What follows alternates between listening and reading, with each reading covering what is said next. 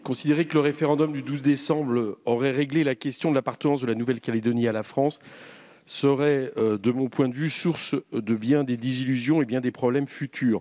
Ce serait s'abriter derrière la légalité en faisant fi de la légitimité. J'ai cru entendre dans votre réponse tout à l'heure aux différentes interventions beaucoup de prudence sur cette question, plus de prudence d'ailleurs que j'en avais entendu jusqu'alors de la part de membres du gouvernement. Car comment imaginer qu'un référendum organisé dans telles conditions puisse être vu comme légitime par la majorité des Néo-Calédoniens? La situation sanitaire marquée par une résurgence de l'épidémie de coronavirus touchant plus fortement les populations kanakes et océaniennes avait amené les organisations indépendantistes à demander le report du référendum. N'ayant pas été écoutées, elles ont appelé un boycott massivement suivi.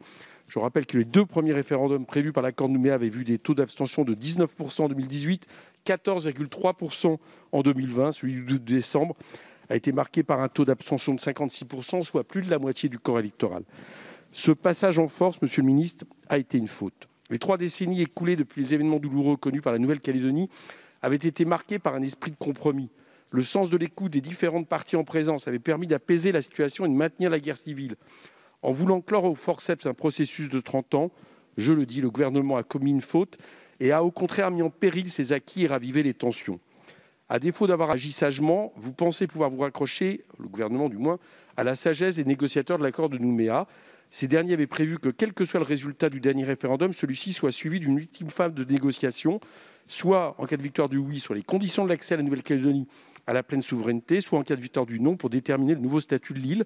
Cette phase devrait être conclue par un nouveau référendum prévu avant le 30 juin 2023. J'ai entendu que vous disiez tout à l'heure qu'il était souhaitable une réforme constitutionnelle sans que j'arrive tout à fait à voir de quel territoire il s'agissait, comment ils étaient définis, et que vous remettiez ça de manière, là je trouve sage, après les élections présidentielles. Mais ce que je crois, c'est qu'il serait dangereux de considérer qu'en réalité le processus des accords de Nouméa serait aujourd'hui acté quelque part et qu'on passerait à un autre stade.